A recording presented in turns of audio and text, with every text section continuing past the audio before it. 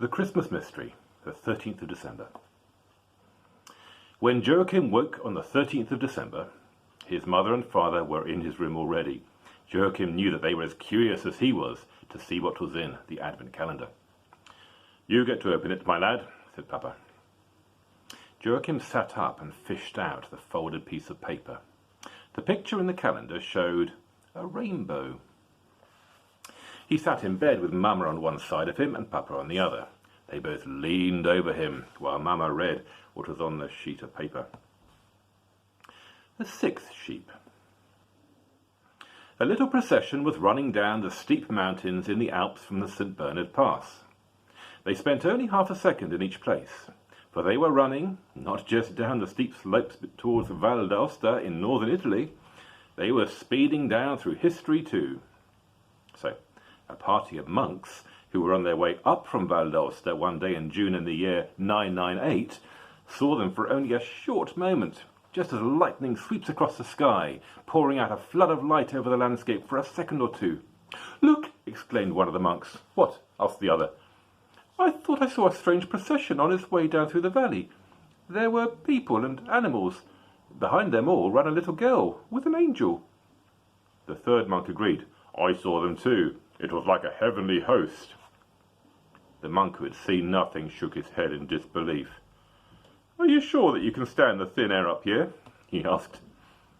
He said that because he had looked down at an azalea at the instant when the pilgrimage had passed. 4 years earlier, a party of merchants from Milan had seen the same as the two monks.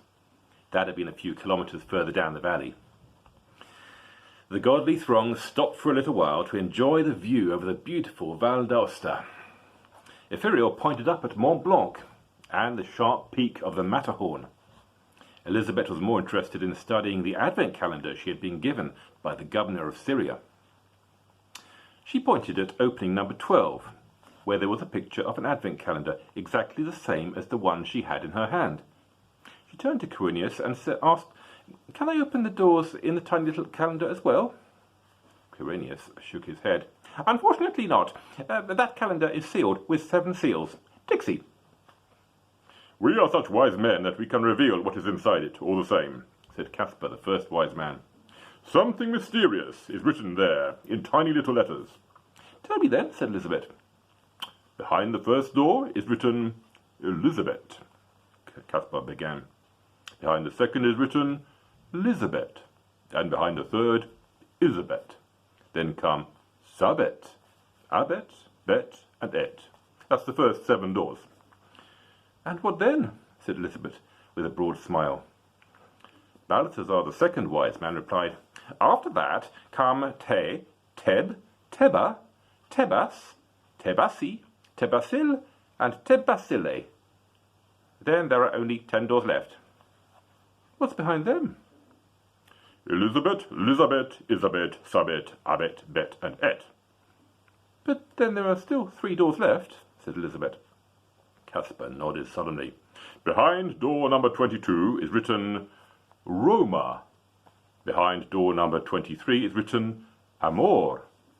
And behind door number 24, the name Jesus is written in very beautiful and artistic lettering. 1 letter is red, the second is orange, the third is yellow, the fourth is blue, and the 5th is violet. Altogether, that makes all the colours of the rainbow. Jesus was like a whole rainbow." "Why?" "Well, when it's been raining heavily and the sun breaks through the dark clouds, the rainbow appears in the sky. It's like a little bit of Jesus is in the air, for Jesus was a rainbow between heaven and earth." Joshua lifted up his shepherd's crook and struck a stone with such force that it echoed all round the mountains. To Bethlehem, he said. And it was as if the mountains replied, "Lehem, Lehem, Lehem." It didn't take long for them to reach the valley of the Po. That is the name of the fertile country that lies around the great river Po, which flows from the Italian Alps in the west to the Adriatic Sea in the east. Ethereal told them that they would be going the same way as the river. They travelled through the countryside until the river Po met another big river called the Ticino, near the trading city of Pavia. Ithuriel told them that the angel watch showed 904, and that Pavia already had a university that was famous throughout Europe. Joshua was about to strike the ground with his shepherd's crook in order to say something Elizabeth was about to say, but Jacob the shepherd spoke first.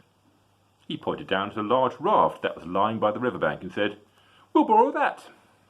So the whole of the long procession of pilgrims jumped on board the raft. As they were about to push off from the bank, a man came running towards them with a sheep in his arms. "Accept my sincere offering," he said. So 6 sheep had to be crammed together on the narrow raft. When they were out on the river, Quirinius said that Elizabeth could open door number 13 in the Advent calendar. Behind it was a picture of a man carrying a sheep. When Mama had finished reading, the family sat on the bed for a long time without saying anything. "Lehem, lehem, lehem," said Mama at last, almost as if she was singing it. "Sabet tebas," said Joachim. He surprised himself. There it was again. John had in fact mumbled half of Elizabeth's name, and he'd never thought of it before. Then he had said the same half of her name backwards. Why had he done that? Papa had something to say too.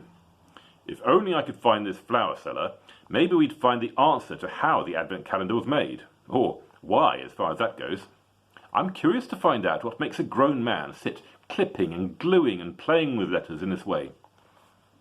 "I'm sure it's in order to spread some of the glory of heaven," observed Joachim. "I believe the magic Advent calendar is a small part of the glory of heaven that has strayed down to earth. Up there it's so full of wonderful things that they can easily be scattered." Mama and Papa couldn't help laughing. It was only after they had read through all the folded sheets of paper that they understood why Joachim had said so many strange things recently.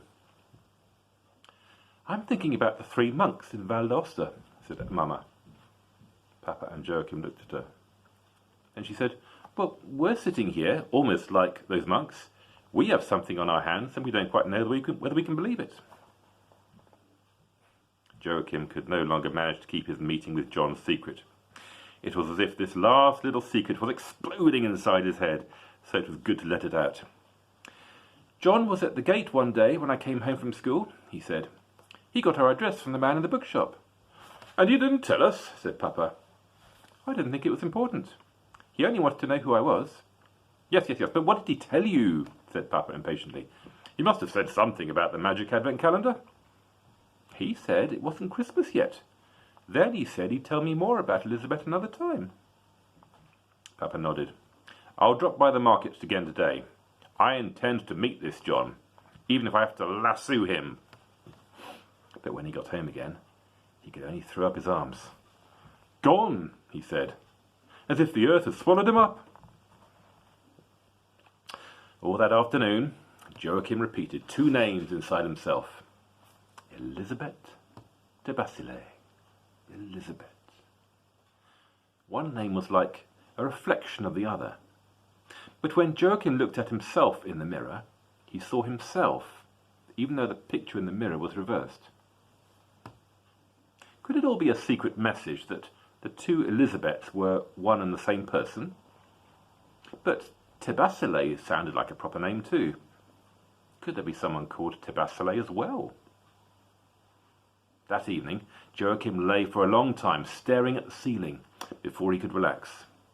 In the end, he had to get up and write something in his little notebook. It was something he had seen inside his head. He wrote, "Sabet Tebas, Sabet Tebas."